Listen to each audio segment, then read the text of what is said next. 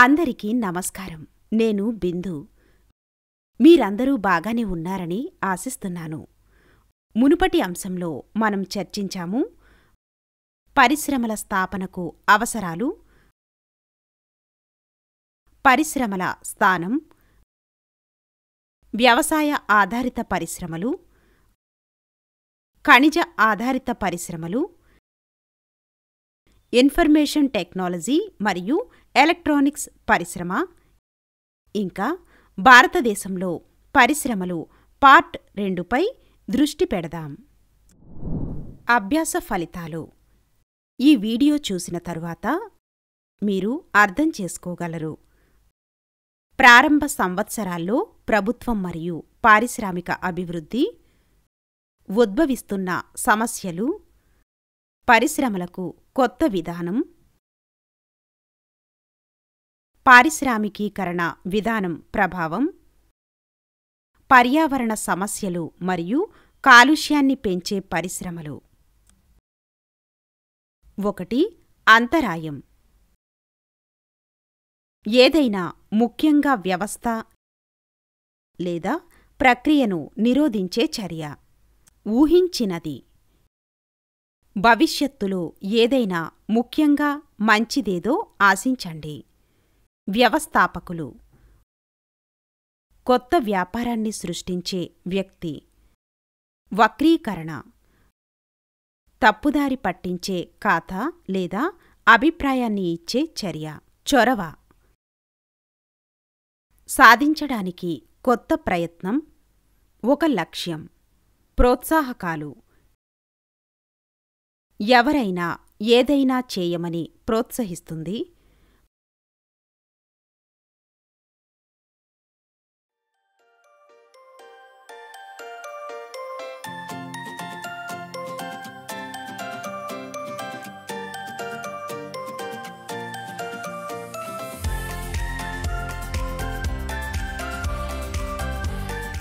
ప్రారంభ సంవత్సరాల్లో ప్రభుత్వం మరియు పారిశ్రామిక అభివృద్ధి.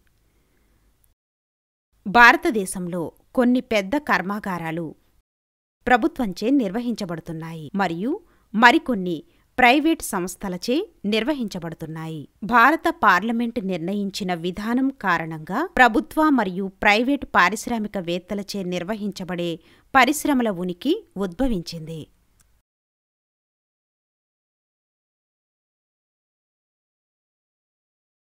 ప్రాథమిక ఇన్పుట్లను అందించడానికి పెద్ద సంఖ్యలో పరిశ్రమలు వస్తాయి. ప్రాథమిక వస్తువుల పరిశ్రమలకు ఎక్కువ డబ్బు అవసరం మాత్రమే కాకుండా ఏర్పాటు చేయడానికి చాలా సమయం పడుతుంది. ప్రైవేటు పారిశ్రామిక సమూహాలు లేదా కుటుంబాలు అటువంటి పరిశ్రమలలో పెట్టుబడి పెట్టడానికి ఇష్టపడలేదు. ప్రభుత్వం ఈ బాధ్యతను చేపట్టవలసి వచ్చింది. అదేవిధంగా రోడ్లు నిర్మించడం, రైల్వేలు, రోడ్వేలు, వాయుమార్గాలు, నీటి సరఫరా వంటి రవాణా సేవలను నిర్వహించడం మరియు గ్యాస్, చమురు మరియు ఇతర పెట్రోలియం ఉత్పత్తుల ఉత్పత్తి వంటి మౌలిక సదుపాయాల కార్యకలాపాలను అందించడానికి కూడా ప్రభుత్వం బాధ్యత వహిస్తుంది. చిన్న ఉత్పత్తిదారులకు సహాయం చేయడానికి ప్రభుత్వం అనేక పరిమితులను కూడా ప్రవేశపెట్టింది.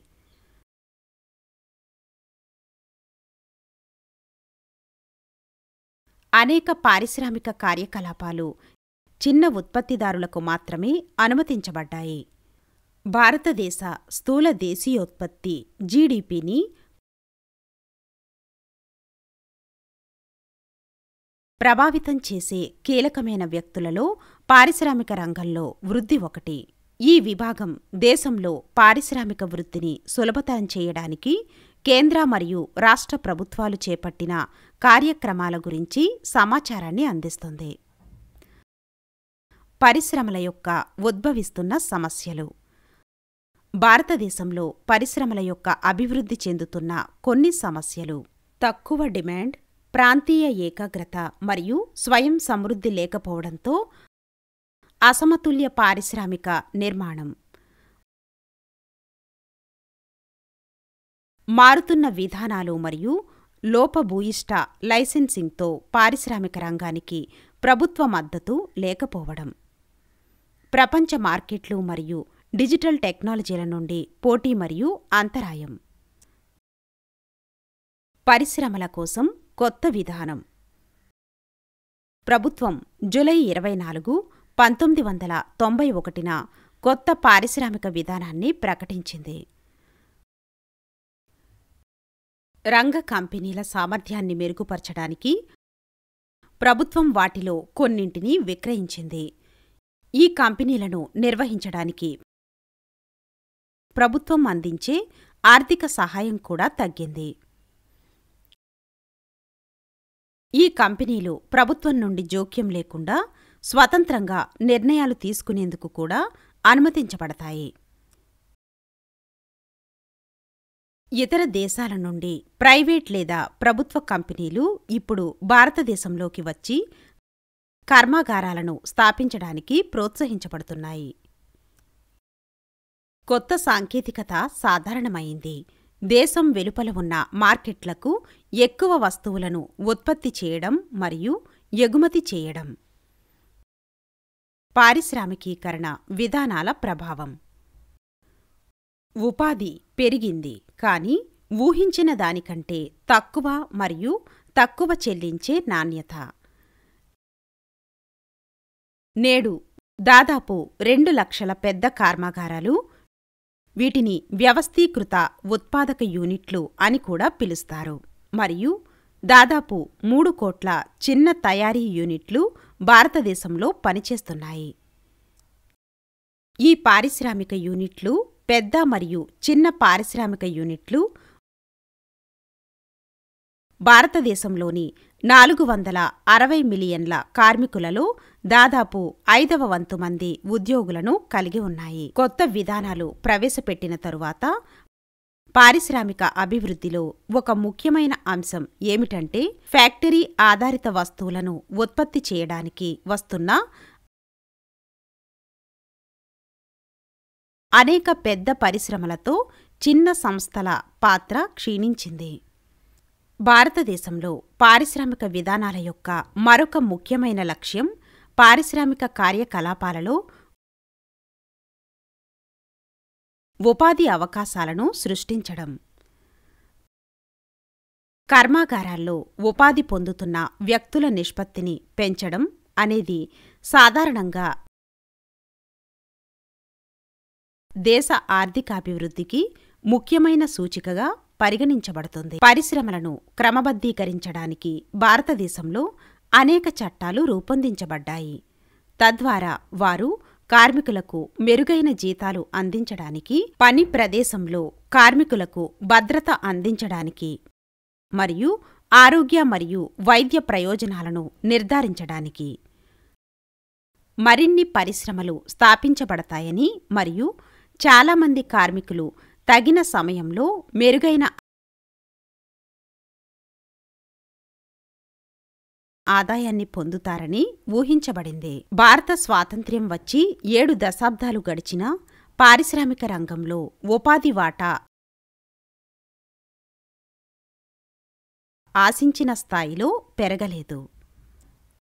అవసరమైన నైపుణ్యాలు మరియు శిక్షణ లేకుండా చాలామంది కార్మికులు సాధారణంగా చాలా తక్కువ జీతం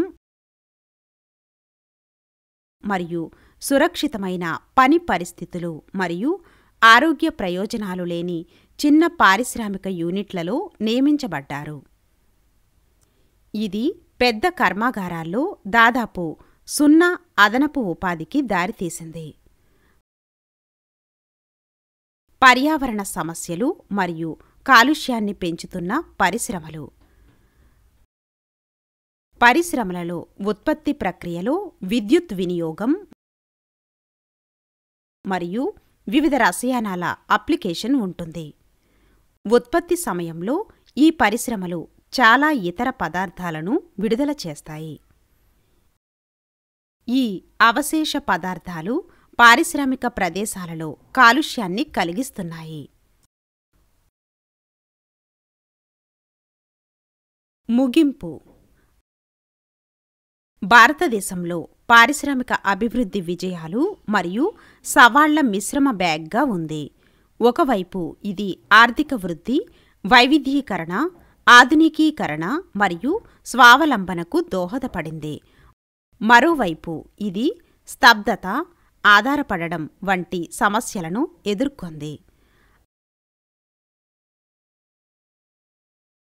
అసమానత మరియు పర్యావరణ క్షీణత.